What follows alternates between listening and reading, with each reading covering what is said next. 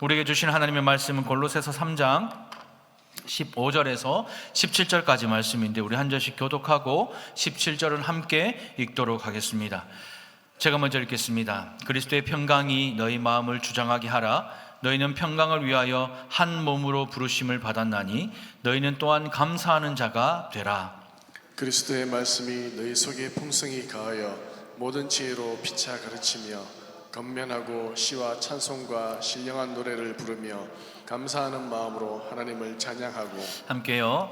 또 무엇을 하든지 말에나 일에나 다 주 예수의 이름으로 하고 그를 힘입어 하나님 아버지께 감사하라. 아멘. 세상에서 가장 먼 거리는 머리와 가슴까지의 거리입니다. 실제로는 30cm 밖에 안 되는 거리이지만, 이 머리에서 가슴으로 이동하는 데는 평생이 걸리는 사람도 있습니다. 예수 믿는 것도 동일하죠. 하나님의 말씀을 듣습니다. 하도 오래 들었고 하도 많이 들어서 이제는 익숙한 말씀이지만, 이 말씀이 머리에서 가슴으로 오는 것이 평생이 걸리는 사람도 있습니다. 적용하는 것은 더더욱 쉽지가 않습니다. 머리로 이해하고 마음으로 순종하기란 여간 어려운 일이 아니다라는 것이죠. 왜 그럴까요? 그 이유를 오늘 15절은 밝히고 있는데, 15절입니다. 그리스도의 평강이 너희 마음을 주장하게 하라. 너희는 평강을 위하여 한 몸으로 부르심을 받았나니 너희는 또한 감사하는 자가 되라 라고 성경은 말씀합니다. 성도는 평강을 위하여 한 몸으로 부르심을 받은 자들입니다. 이 말을 뒤집어서 생각하면 우리가 사는 이 세상은 한마디로 평강이 없는 세상이다 라는 뜻입니다. 그래서 우리가 사람으로 사는 게 참 이렇게 힘든 일입니다. 사람이 아니고 다른 물질이나 다른 동물이나 다른 짐승으로 살아가면 감정도 없고 아무것도 없으니까 편안하게 살아갈 수 있습니다. 주면 먹으면 되고 싸고 싶으면 싸면 되죠. 그런데 우리는 사람이라 하나님이 우리에게 주신 이성과 감정과 또 마음이 있으니까 생각해야 되고 판단해야 되고 관계가 깨어지기도 하고 여러 가지 많은 일들이 일어나는 삶을 살아가는 것이 얼마나 힘이 듭니까? 그래서 우리가 머리로 아무리 이해해도 그것이 가슴으로 내려와서 우리 마음으로 순종하는 것이 너무나도 어려운 거예요. 하지만 그런 세상에 예수 믿는 성도인 우리는 평강을 위하여 부르심을 받았다라고 성경을 말씀합니다. 그래서 우리가 가는 곳마다, 만나는 사람마다, 머무는 곳마다 평강이 있어야 한다라고 말씀하죠. 그것이 성도의 삶입니다. 그렇다면 평강이 무엇일까요? 평강은 오늘 말씀을 보면 그리스도의 평강이라고 말씀합니다. 좀 쉬운 말로 하면 예수님 때문에 생긴 평강이고 예수님이 주시는 평강입니다. 원수까지 사랑하라는 하나님 말씀을 듣고 우리가 신앙생활을 하면서도 내 마음에 안 든다는 이유로, 내 마음에 용서가 안 된다는 이유로 머리로는 용서해야 된다는 것을 알지만 가슴까지 가지 않는 것입니다. 하지만 그런 우리가 예수님 때문에 예수님께서 주시는 평강으로 용서하는 겁니다. 예수의 십자가 앞에서 용서하지 못할 것이 없고 예수의 십자가 앞에서 받아들여지지 못할 것이 없음에도 불구하고 우리는 머리로 알매도 불구하고 가슴까지 가는 것이 그렇게 어렵다란 말이에요. 하지만 그렇게 하지 않으면 우리 안에 강 같은 평화가 흐르지 않습니다. 매 순간 매일의 삶 속에 힘들고 어려움이 찾아와서 나를 짓누르기 시작하죠. 제가 연초에 김차수 장로님을 찾아뵙고 왔습니다. 머리로는 이해하지만 가슴까지 가서 순종하기가 너무 힘들었어요. 저는 직접적으로 그분하고 부딪힌 건 없어요. 하지만 저희 아버지가 늘 부딪혔고 또 돌아가시고 하는 모든 상황과 제가 청소년 때 이 자리에서 예배하고 할 때 그 부딪힘을 통해서 상처받았던 것들과 여전히 내 안에 있었어요. 그래서 그 이름 석자만 들어도 가슴이 떨리고 이름 석자만 들어도 화가 나고 막 그랬어요. 근데 이제 담임 목사가 되어서 이 교회에 막혀있는 것이 무엇일까 생각해 보니까 이름 석자의 그분이었어요. 아, 찾아가야 되겠다. 사과해야 되겠다. 내가 무릎을 꿇어야 되겠다. 머리로는 아는데 가슴까지 가는 게 너무 힘든 거예요. 근데 결단하고 순종하니까 요즘에는요 연락 없잖아요. 안 찾아오잖아요. 걱정이 돼. 이번 주에 또 전화하니까 전화를 또 안 받아. 전화 안 받으니까 이제는요 막 걱정돼요. 어디 아픈 게 아닌가, 혹시 무슨 일이 있는가. 아니 집을 갈라 해도 전화가 돼야 가지. 근데 이게 평강 아닐까요? 그전에 이름 석자만 들어도 두렵고 떨리고 무거운 마음이었는데 이제는 그 이름 석자만 들으면 걱정돼요. 괜찮나? 아프신 거 아니야? 저는 이게 평강이라고 생각합니다. 평강을 가장 잘 보여주신 분이 계십니다. 손양원 목사님 들어보셨죠? 1948년 10월 27일 아침에 여수 애양원 교회에서 공산주의 청년에게 총살당한 두 아들을 장례 예배를 치릅니다. 이 손양원 목사님이 드린 감사의 기도인데요, 사랑하는 두 아들을 떠나보내는 그 장례식장에서 이 감사의 기도로 눈물바다가 이루어졌다고 합니다. 9가지의 감사인데요, 두 아들의 순교 소식을 들은 이 손 목사님이 이 두 아들을 죽인 원수를 살려달라고 기도하는 거예요. 두 아들은 천국 갔는데 이 두 아들을 죽인 원수가 지금 죽으면 지옥 갈 것이 분명하니까 하나님이 이 원수를 살려서 예수 믿고 구원받게 해야 한다는 그 내용이었어요. 마침내 손 목사님이 기도한 대로 두 아들을 죽인 그 원수를 살려내어서 이 목사님이 양아들로 삼아요. 그리고 두 아들의 이름 한 글자씩을 따서 손인신이라는 새로운 이름을 그 두 아들을 죽인 원수에게 지어줍니다. 그리고 그 아들의 장례식장에서 이 손 목사님은 조객들에게 답사를 하면서 9가지 감사를 이야기를 하는데요, 제가 한번 읽어볼게요. 나 같은 죄인의 혈통에서 순교의 자식들이 나오게 했으니 감사. 허다한 많은 성도들 중에 어찌 이런 보배들을 주께서 하필 내게 주셨으니 감사.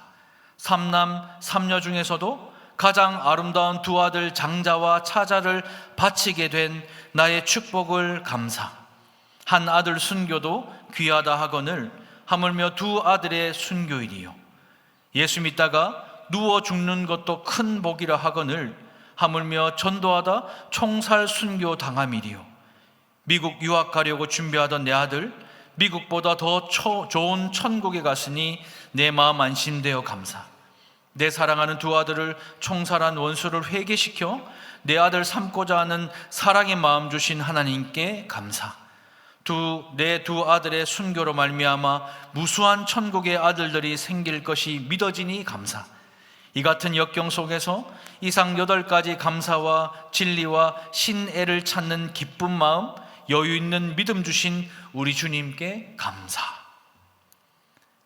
자기 아들 둘을 죽인 그 원수를 자기의 양아들로 삼고 그 억울하게 죽어간 두 아들의 장례식장에서 이 9가지 감사를 손양원 목사님이 고백을 합니다. 끝나고 끝으로 나에게 분에 넘치는 과분한 큰 복을 내려주신 하나님께 모든 영광을 드립니다. 이렇게 그 기도가 마쳐졌습니다. 손양원 목사님이 감사 기도를 이렇게 드리고 난 후에 1만 원을 감사헌금을 드렸답니다. 그 당시에 손 목사님의 월급이 80원이었거든요. 1만 원이면 125개월에 자기 월급인데 얼마나 감사했으면 1만 원의 감사를 하나님께 드리고 봉투에 이렇게 기록했답니다. 두 아들의 순교에 감사하며. 평강이 없는 세상에 성도인 우리는 이 예수의 평강을 아는 것으로, 예수의 평강이 우리 마음을 주장함으로 이 땅에 예수께서 주시는 평강을 흘려보내는 일에 참여하도록 부름을 받은 사람들입니다. 우리는 평강을 위하여 이 땅에 남겨진 성도입니다. 하지만 세상 사람들은 자기 자신을 계속해서 채찍질하죠. 더 나아진 사람이 되기 위해, 더 괜찮은 사람이 되기 위해, 더 훌륭한 존재가 되기 위해, 더 인정받는 사람이 되기 위해 전력 투구합니다. 이런 세상에 평강이 있을 수 있습니까? 동일하게 이런 세상을 살아가는 성도인 우리에게 평강이 있을 수 있습니까? 여러분들 이번 한 주간 세상에서 어떤 삶을 살았습니까? 더 높이, 더 많이 벌고 올라가려고 그런 삶을 살았지 않습니까? 그런 세상을 살아가는 우리에게 어떤 평강이 있을까? 하지만 예수님은요, 이런 세상에 친히 사람의 몸으로 오셔서 십자가로 평강이 무엇인지를 알게 해주셨습니다. 우리 주님은 자격 없고 공로 없고 다른 사람들보다 더 훌륭하지 못해도 괜찮다고 우리에게 말씀하십니다. 그러니 예배 나올 때 있는 모습 그대로 나와도 괜찮다라고 말씀하십니다. 뭘 꾸미지 않아도, 대단하게 여겨지지 않아도 그냥 피를 흘리면 흘리는 대로, 가슴이 아프면 아픈 대로, 상한 마음이면 상한 마음대로 그냥 이 자리에 나오는 것 그 자체로 그냥 괜찮다라고 주님은 말씀하시는데 우리는 어때요? 더 나은 사람으로, 더 좋은 사람으로 보이기 위해 옷을 갖춰 입고 몸을 씻고 향수를 뿌리고 아무렇지 않은 척 이 자리에 앉아 있지 않으십니까? 그뿐 아니라 아무 자격과 공로도 없는 우리에게 영생의 선물을 값없이 주셨습니다. 그래서 우리는 무한 경쟁으로 내몰리는 이 세상을 살면서도 여기까지 온 것이 주의 은혜입니다라고 고백할 수가 있는 거예요. 모든 것이 감사합니다 이렇게 고백할 수가 있는 것입니다.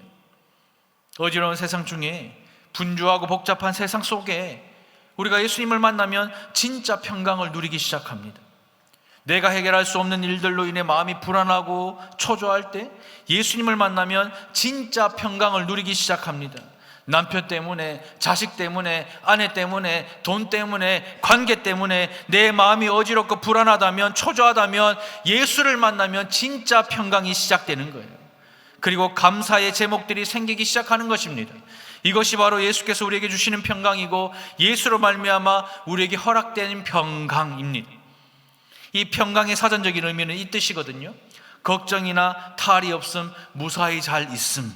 이것이 평강의 사전적인 의미입니다. 그래서 세상 사람들은 어려움 없고 문제가 없는 삶을 평강이라고 부릅니다. 그리고 성도인 우리도 예수 믿으면 만사형통인 줄 알고, 예수 믿으면 평안한 줄 알고, 예수 믿으면 아무 문제 없고 탈이 없을 것으로 알고 신앙생활을 하는 사람들이 참 많이 있죠. 하지만 우리 인생에 어려움과 문제가 없는 순간이 과연 있습니까? 산 넘어 산이라고 더 큰 산을 마주하는 것이 우리의 인생입니다. 한숨 쉬고 뒤돌아보면 두 숨 쉬는 것이 우리의 삶입니다. 불가능한 일이에요. 하지만 인생의 온갖 질고 때문에 가슴 아픈 삶의 자리를 지금 내가 통과하고 있더라도, 눈물이 마를 날이 없더라도 우리에게는 예수께서 주시는 평강이 있습니다. 그 십자가가 있습니다. 왜냐하면 인생의 다양한 문제는요, 결국 환경과 상황의 문제가 아닙니다. 사람의 문제가 아니에요.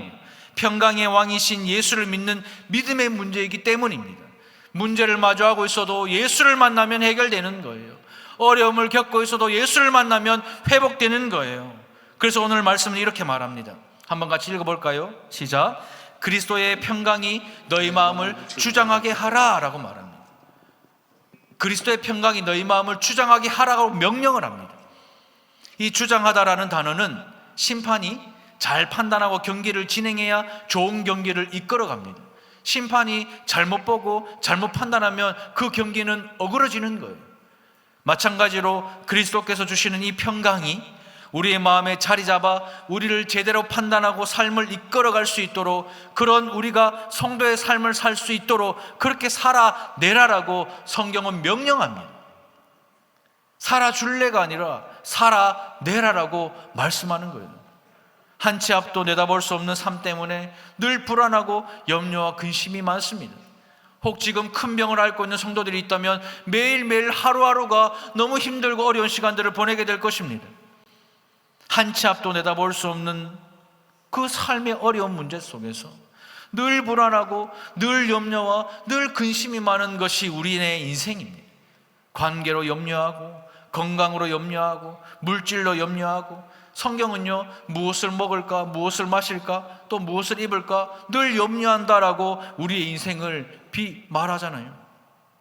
부모가 돼 보니까 자식들을 낳아 키우면서도 많은 곤고함과 아픔을 겪어요. 저는 결혼해서 자식도 있는데 저희 엄마는 밥 먹나를 물어봐. 밥 먹지 그 밥도 못 먹고 다니겠어요?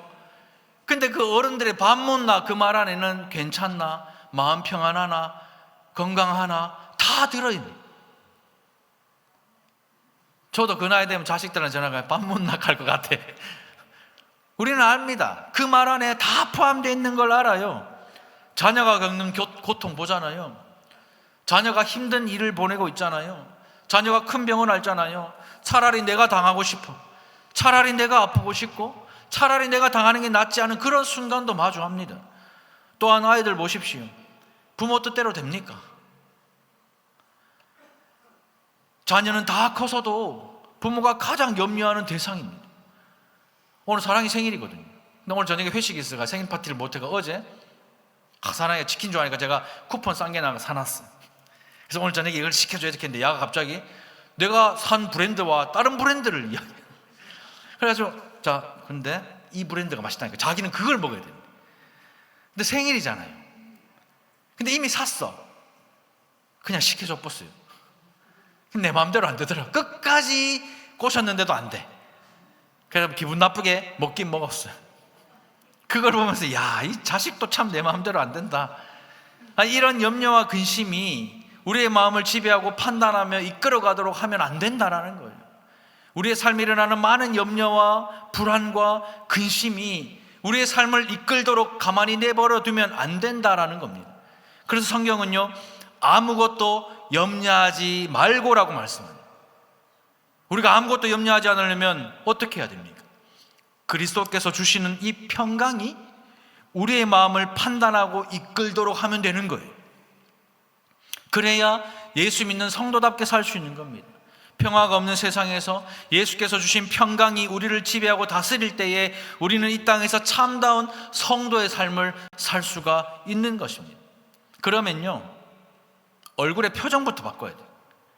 옆에 보면 겁나가 말도 못 붙일 정도로 굳어진 표정하고 앉아있으면 곤란한 거예요. 옆에 사람 한번 보이소. 그리스도의 평강이 지금 제가 매주일마다 이 자리에 서서 내 속으로 하는 중보기도가 뭔지 압니까? 하나님, 오늘도 이분들의 얼굴에 말리지 않도록, 이분들의 화나고 뭔가 굳어있고 경직되어 있는 여기에 내가 말려 들어가지 않도록 하나님 성령으로 나의 마음을 붙들어 주십시오. 항상 하는 기도가 이 기도예요. 밖에서는 안녕하세요 인사하고 문 열고 들어오면 뭔가 싸우러 들어와. 앉아서 경직되고 표정이 굳어있고 진지하다고 예배 잘 드리는 게 아닙니다. 여기 앉아가 하하호 웃는다고 예배를 경박하게 드리는 것이 아닙니다. 사랑하는 사람 앞에 가면 그냥 웃죠. 사랑하는 사람 앞에 가가 아무도 없습니다. 여러분들이 진짜 교회를 사랑하고 목사를 사랑하고 하나님을 사랑한다면 그냥 허시시 웃을 수밖에 없는 거예요. 얼마나 감사합니까? 많이 웃는 여러분들이 되십시오. 그런데 그렇지 못해요. 지금 이 자리에 있는 여러분들의 얼굴만 봐도 사실 한 주 여러분들이 어떻게 살아왔는지 목사로서 보여요.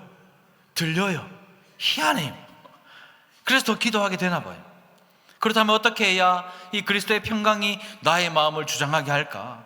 오늘 말씀은 이 고민에서부터 시작이 되었는데요, 두 가지를 함께 나누겠습니다. 첫 번째는 이것인데요, 같이 한번 읽어보겠습니다. 시작. 말씀이 풍성히 거해야 합니다. 16절을 보면요, 그리스도의 말씀이 너희 속에 풍성히 거하여 모든 지혜로 피차 가르치며 권면하고 시와 찬송과 신령한 노래를 부르며 감사하는 마음으로 하나님을 찬양하라, 이렇게 말씀합니다. 평강이 우리 마음을 주장하려면 우리 안에 그리스도의 말씀이 풍성하게 거해야 한다라고 말합니다. 우리가 사는 이 세상은 우리의 욕구와 욕망을 끝없이 부추겨서 염려를 만들어냅니다. 아직 일어나지도 않은 일, 그거 붙잡고 염려하고 근심하고 우리의 마음을 갉아먹게 내버려 두는 거죠. 심지어 TV 보면요, 진짜 유명한 셰프, 정말 실력 있는 셰프들이 나와서 막 음식을 만들죠. 그럼 보조 출연자들이 만든 음식을 딱 맛을 보면서 평가를 막 해요. 근데 그거 보고 있으면 제가 딱 보면서 야식 먹으면 안 되는데, 그 막 만드는 거 막 먹고 그것도 또 밤 늦게 해. 보면요, 야 이거 그래 오늘만 하면 되지. 근데 그 오늘이 자주 해요. 건강이 안 좋다, 먹으면 안 된다, 그렇게 생각하는데 희한하게 그날은 머리와 가슴이 대동단결을 해가지고 먹으면 된다. 그래, 우리 가슴도 운동하면 되지, 조금만 먹으면 되지 하면서 벌써 라면 막 끓이고 있고 배달 어플에 막 손가락 터치하고 있어요. 그게 우리네 삶입니다. 그뿐입니까? TV 보면요, 요즘 뭐 홈쇼핑 진짜 많이 하더라고요. 홈쇼핑 보면 진짜 환상적이에요. 날씬하고 말 잘하는 아나운서, 예쁜 연예인들 나와가 모델들이 입은 의상 보면요, 갑자기요 내가 그 사람으로 빙의가 돼. 샤랄라 이야, 막 우리는 그것을 입어도 안 된다는 걸 압니다. 우리는 그것을 입어도 그렇게 될 수 없다는 것을 알면서도 패션의 얼굴은 완성은 얼굴이라는 걸 우리 다 알아요. 그런데도 상상의 날개를 막 펼쳐요. 근데 때마침 방송에서 44 사이즈, 55 사이즈, 곧 품절 얼마 남지 않았습니다, 10, 98 하면은 알아요. 445 나 못 입는 거 아는데 070 전화번호 누르고 있는 게 우리 아닙니까? 이렇게 욕망과 욕구를 끊임없이 부추겨서 염려하게 만드는 이 세상에서 평강이 우리의 마음에 자리 잡고 우리의 삶을 제대로 판단하고 이끌어가는 것은 쉽지 않습니다. 이럴 때 우리 마음에 있는 욕망과 욕구를 밀어내는 것이 그리스도의 말씀입니다. 그리스도의 말씀이 우리 안에 풍성하게 거해야 제대로 판단하고 삶을 이끌어갈 수가 있는 것입니다. 착시현상 아시죠? 착시현상이란 진짜 그런 것이 아닌데 그런 것처럼 보이는 거예요. 세상은요, 착시현상입니다. 우리는 썩어 없어질 세상의 착시현상에 빠져 삽니다. 무엇을 먹을까? 무엇을 입을까? 무엇을 마실까? 그것은 착시현상입니다. 이런 세상에서 우리의 영혼의 닻을 그리스도의 말씀에 달아내리지 않으면 우리는 그 착시현상에 빠져서 매일마다 염려와 불안과 초조와 근심 속에 살아가는 거예요. 우리 경제는 주님 다시 오실 때까지 좋아질까요? 안 좋아질까요? 압니다. 주님 다시 오실 때까지 경제 안 좋아진다는 거 누가 몰라요? 다 알아요. 그럼에도 불구하고 여전히 초조하게, 여전히 불안하게 살아가는 것이 예수를 믿는다고 하는 우리의 삶이 아닙니까? 영적인 착시현상도 똑같아요. 교회만 왔다 갔다 하면서 잘 믿는 것처럼 착각하지 마세요.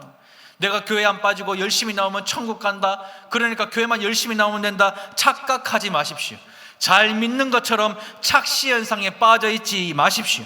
말씀을 듣고도 내가 이 말씀대로 살려고, 말씀대로 어떻게 한번 해보려고 그런 의지와 결단과 행함이 한 주 내내 단 한 번도 없으면 여러분들은 착시현상에 빠져서 신앙생활하는 겁니다.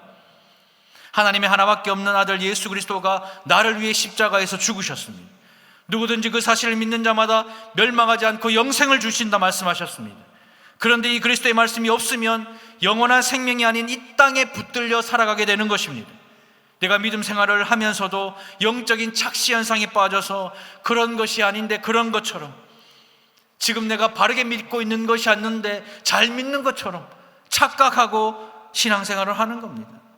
예수 믿는 것도요, 똑같습니다. 그리스도의 말씀이 내 안에 풍성히 거하지 않으면 교인이지 성도는 아닙니다. 그저 교회만 나오면 그리스도인입니까? 아닙니다. 우리 집이 몇 대째 예수 믿으면 그리스도인이에요? 아닙니다. 목사 자식, 장로 자식이면 그리스도인입니까? 아닙니다. 그리스도의 말씀이 풍성히 거하지 않으면 교인인 거예요. 이 그리스도의 말씀이야말로 우리가 꼭 봐야 할 것, 우리의 마음에 담아야 할 것, 우리가 사모해야 할 것, 우리가 붙들어야 할 것, 우리가 목말라 해야 할 것들이 무엇인지를 보여주는 것이 바로 그리스도의 말씀이에요.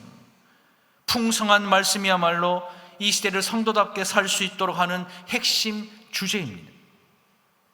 그러니 말씀에 능수능란한 성도가 되십시오. 이것은 목회자 한 사람만 할 수 있는 일이 아닙니다.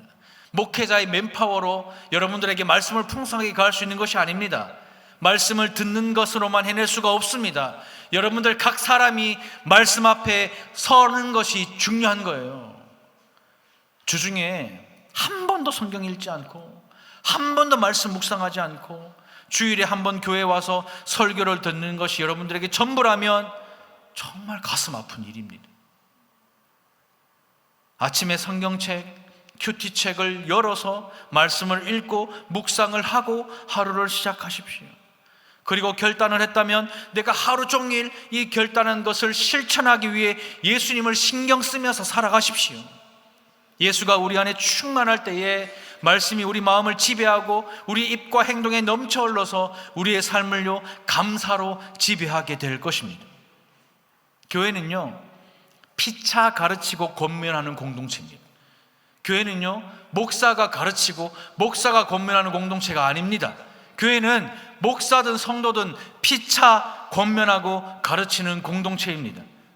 부정적인 말들을 퍼다 나르는 그 악한 일에 동참하지 마십시오. 감사하지 않는 그런 말들을 퍼다 나르는 불의의 병기로 여러분들을 내어드리지 마십시오. 주일 예배만 참석하고 신앙생활하는 그런 성도 되지 마십시오. 우리 마음에 그리스도의 말씀이 풍성하게 거하여서 말씀으로 서로 권면해야 이 달산교회는요, 건강한 교회가 되는 것입니다. 가끔씩 성도들이 저한테 이런 부탁을 합니다. 목사님, 대신 말 좀 해주시오. 저 진짜 인간 안 된지 대신 말 좀 해주시오. 목사들도요, 충실하게 저희가 해야 할 말 합니다. 하지만 교회는요, 목사에게만 부탁하는 것이 교회가 아닙니다. 여러분들도 해야 합니다. 특별히 장로님들은 장로의 자리에서 해야 할 말씀을 하십시오. 권사님들, 안수집사님들은 그 자리에서 해야 할 말들을 하십시오. 여러분들도 다 해야 합니다. 그게 교회입니다. 지도자 한 사람으로만, 맨파워로만 돌아가는 공동체는 교회가 아닙니다. 우리 안에 그리스도의 말씀이 풍성하게 거하고 우리 모두가 각자 역할을 감당해야 우리 교회는요, 건강한 교회가 되는 겁니다. 그런데 싫은 소리하면 관계가 어그러질까 염려하거나 두려워서 말하지 못한다면 이 교회는요, 망하게 될 것입니다. 때로는 아픈 말이에요. 정말 조심스럽게 힘든 이야기를 꺼내며 해야 합니다. 그러나 함께 자라고 함께 세워져 가는 곳이 교회 공동체입니다. 공동체의 권면은 여러분들의 몫이에요. 그러니 부정적인 말들을 퍼다 나르지 마십시오. 말씀의 지혜로 피차 가르치고 권면하고 시와 찬송과 신령한 노래를 부르며 감사하는 마음으로 하나님을 찬양할 때에 나의 삶도, 나의 가정도, 이 교회도 그리스도의 평강으로 가득하게 될 것입니다. 세상의 착시 현상을 버리십시오. 영적인 착시 현상을 버리시고 그리스도의 말씀이 우리 안에 풍성히 거하여서 그리스도의 평강이 가득하기를 주님의 이름으로 축원드립니다. 두 번째는 이것인데요, 같이 한번 읽어보겠습니다. 시작. 주 예수의 이름으로 하십시오. 17절인데요, 또 무엇을 하든지 말이나 일이나 다 주 예수의 이름으로 하고 그를 힘입어 하나님 아버지께 감사하라 라고 말씀합니다. 그리스도의 평강이 나의 마음에 가득하기 위해서는 말을 할 때도 일을 할 때도 주 예수의 이름으로 하라 이렇게 말합니다. 그렇다면 무슨 말이든 무슨 일이든 주 예수의 이름으로 한다, 이게 무슨 뜻일까요? 쉽게 말하면 예수님처럼 말하고 예수님처럼 일하라 라는 그 뜻입니다. 작은 예수가 되라 라는 말이죠. 제자훈련의 모토가 작은 예수입니다. 작은 예수가 되어서 예수님처럼 말하고 예수님처럼 사는 것입니다. 그래서 성도의 정체성이 예수가 되는 거예요. 다른 사람보다 조금 더 착한 것, 내가 아는 주변에 예수 믿지 않는 사람보다 조금 더 윤리적이고 조금 더 도덕적인 것으로는 안 돼요. 그런 수준으로 우리가 성도가 되는 것이 아닙니다. 성도는요, 그 수준에 만족할 수가 없습니다. 성도는 예수의 이름으로 예수께서 하실 말과 예수께서 하실 일을 대신하도록 이 땅에 남겨진 자들이 우리입니다. 우리가 하는 말도 하는 일도 예수의 이름으로 하는 것입니다. 세상 사람들이 우리를 보면서 예수가 어떤 분인지를 아는 사람, 세상 사람들이 우리 달산교회를 보면서 예수가 어떤 분인지를 아는 교회가 제대로 믿는 사람, 제대로 믿는 교회가 되는 것입니다. 우리는 한 개인으로 충실하게 사는 그런 존재가 아닙니다. 성도는요, 머리이신 예수의 몸을 구성하는 지체이기 때문에 예수를 대신하는 사람들입니다. 목회자인 저 같은 사람은 말할 것도 없고 성도 개개인도 예수를 대신하는 분들입니다. 그런 대리자로서 말하고 행동을 해야 하는 우리가 성도예요. 그저 세상을 살아가면서 그저 주변 사람들에게 칭찬받고 인정받으면 다 되는 것이 아니라 나에게서 예수가 보이고 예수가 들려야 진짜예요.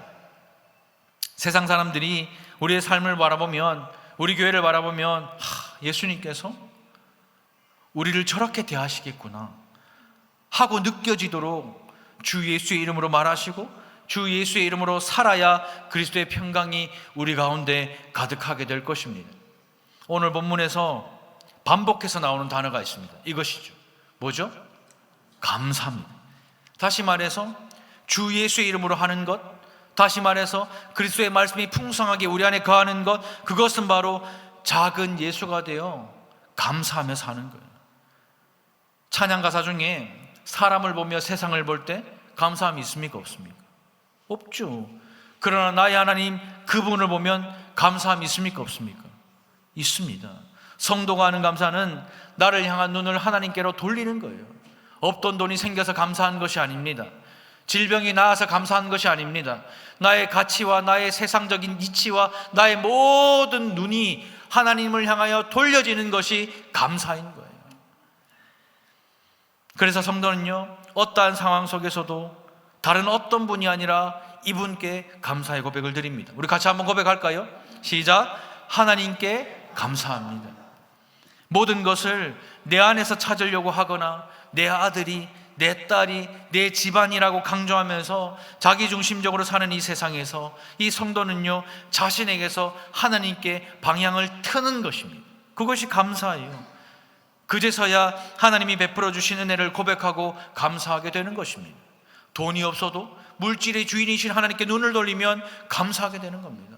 건강을 잃어도 건강의 주인 되시는 하나님께 우리의 눈을 돌리면 감사하게 되는 것이죠. 우리 자녀가 비록 지금은 엉망진창이라고 하더라도 우리 자녀의 주인이신 하나님께 눈을 돌리면 감사하게 되는 것이죠. 대한민국 역사상 지금처럼 잘 산 때가 있었습니까? 없었잖아요. 근데 지금 보면 감사가 없어요. 70년대, 80년대만 해도 잘 살아보세 하면서 막 새마을 운동 노래 잘 살아보세, 우리도 한번 잘 살아보세 했던 데가 불과 몇십 년 전입니다. 근데 지금 원하는 대로 너무 잘 사는데 감사는 없고 분노만 가득해. 빈부의 격차, 남녀의 차이, 양극화 현상 심각합니다. 그러나 성도는요, 이런 상황 속에서도 감사하라 말씀합니다.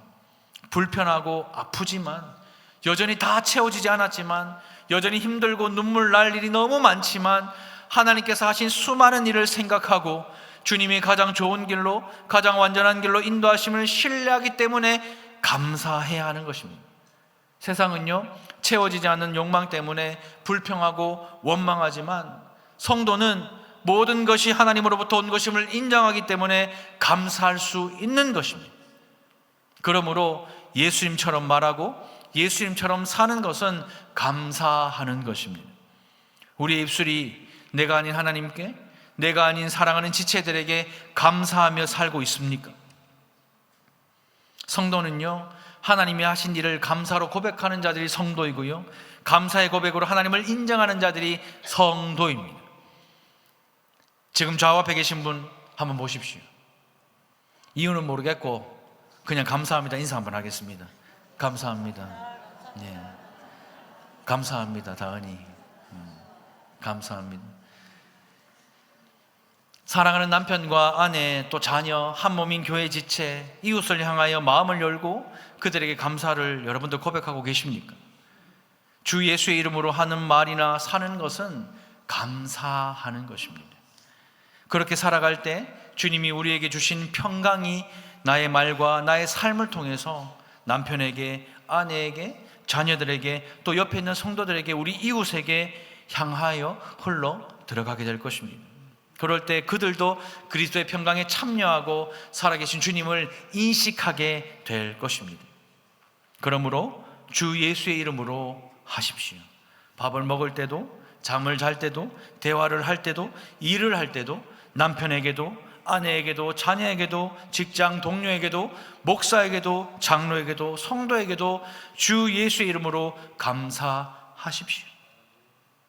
무조건 감사할 때 그리스도의 평강이 우리 마음을 주장하고 우리의 삶을 주장하고 우리의 가정을 주장하고 우리 교회를 주장하여서 우리를 통하여 예수가 보이고 예수가 들리는 작은 예수로 살게 하실 것입니다. 이번 한 주 주 예수의 이름으로 감사하는 성도들이 되시기를 주님의 이름으로 축복합니다. 말씀을 맺겠습니다. 그리스도의 평강이 우리 마음을 주장하기 위해서 말씀이 풍성히 거해야 합니다. 모든 지혜로 피차 가르치며 권면하고 시와 찬송과 신령한 노래를 부르며 감사하는 마음으로 하나님을 찬양하십시다. 말에나 일에나 주 예수의 이름으로 하고 주 예수의 이름을 힘입어 감사합시다. 저 개인적으로는 이번 주에 거의 매일 울었던 것 같아요.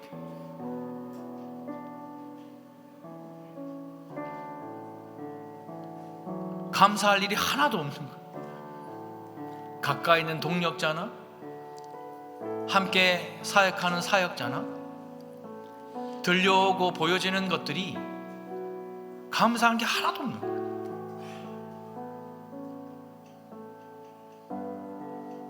근데 설교가 감사하네.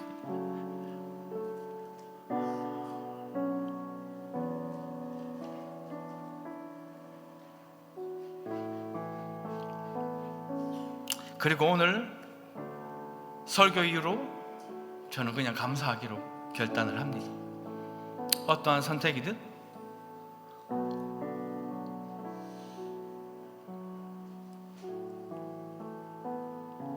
어떠한 상황이든